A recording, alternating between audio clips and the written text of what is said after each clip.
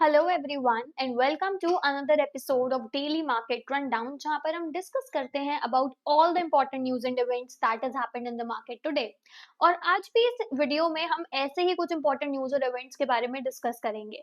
तो स्टार्ट करते हैं आज की पहली न्यूज से, जहां पर हम देख सकते हैं कि RCB which is royal Challengers Bangalore 16,660 crore में सोल्ड आउट हुई है which is around 1.7 billion dollars. And वहीं राजस्थान रॉयल्स हुई है 1.63 billion dollars which is around 15,286 crore.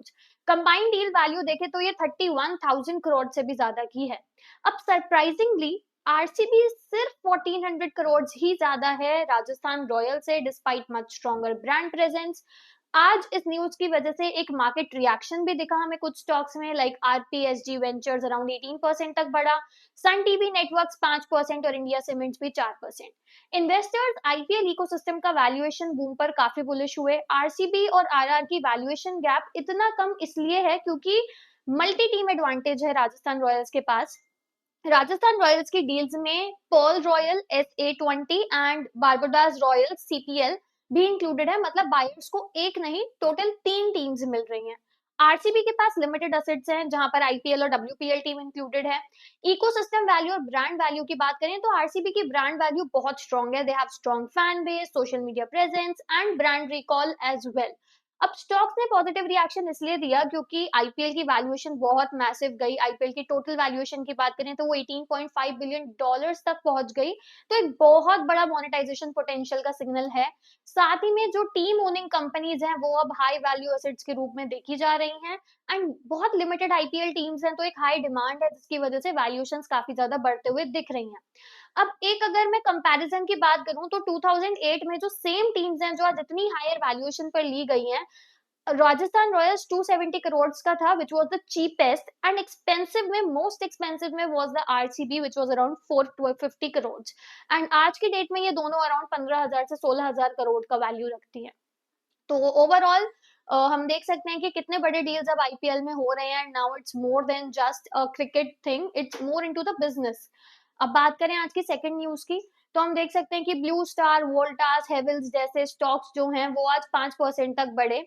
And mainly reason ये था कि जो सप्लायर का इशू था वो रिजॉल्व हुआ। जो मेन सप्लायर है पीजी इलेक्ट्रोप्लास्ट, उन्होंने प्रोडक्शन इश्यूज को फिक्स किया, एक ऑल्टरनेटिव एलपीजी सोल्यूशन की तरफ शिफ्ट किया, जिसकी वजह से एसी प्रोडक्शन अब ऑलमोस्ट नॉर्मलाइज हो गया है। पहले क्या प्रॉब्लम थी कि एलपीजी शॉर्टेज की वजह से, जो कि यूएस ईरान की वजह से हो रहा है, प्रोडक्शन डिसरप्शन हुआ था एंड एसी कंपोनेंट्स की सप्लाई बहुत ज्यादा इंपैक्ट हुई थी।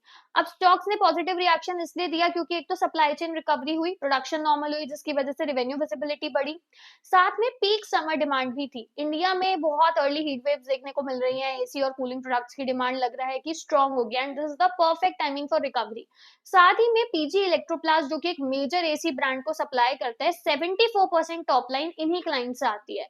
तो इस एक फिक्स की वजह से ऑलमोस्ट पूरा इकोसिस्टम बेनिफिट हुआ और इसी वजह से आज हमें स्टॉक्स में इतना मोमेंटम देखने को मिला। अब बात करते हैं आज की लास्ट न्यूज की, जहां पर हम देख सकते हैं कि सेबी ने एक काफी इंटरेस्टिंग प्रपोजल दिया है। जो गिफ्ट कार्ड्स और प्रीपेड इंस्ट्रूमेंट्स होते हैं उनके थ्रू अब आप म्यूचुअल फंड में इन्वेस्ट कर सकते हो। अब इसका एम ये है कि जो फर्स्ट टाइम इन्वेस्टर्स हैं उनको मार्केट में लेकर आया जाए। पब्लिक कमेंट्स को ओपन रखा गया है अप्रैल 14 2026 तक। एंड ये कैसे वर्क करेगा? सबसे पहले गिफ्ट बेस्ड इन्वेस्टिंग पॉसिबल होगी। आपको एक गिफ्ट पीपीआई यानी कि प्रीपेड कार्ड खरीद सकते हो और किसी और को ट्रांसफर कर सकते हो। रिसीवर डायरेक्टली म्यूचुअल फंड में इन्वेस्ट कर सकता है। सेकेंडली, फंडिंग रूल्स की बात करें तो सिर्फ यूपीआई और बैंक ट्रांसफर अलाउड है, क्रेडिट या प्रमोशनल मनी अलाउड नहीं है। एंड जो वैलिडिटी और रिफंड की बात है तो ये 1 साल तक वैलिड रहेगा और अगर यूज नहीं हुआ तो पैसा सेंडर को वापस चला जाएगा। इसकी कुछ लिमिट्स भी सेट करी गई हैं। 50,000 पर investor in a single year, ये मैक्सिमम लिमिट है, और हर गिफ्ट कार्ड की वैल्यू मैक्सिमम 10,000 होगी।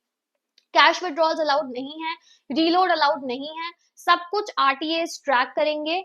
एंड इसमें कोई भी थर्ड पार्टी मिसयूज नहीं होगा, कोई इंसेंटिव्स अलाउड नहीं होंगे, फुल ट्रांसपेरेंसी होगी and there would be a safe money flow as well.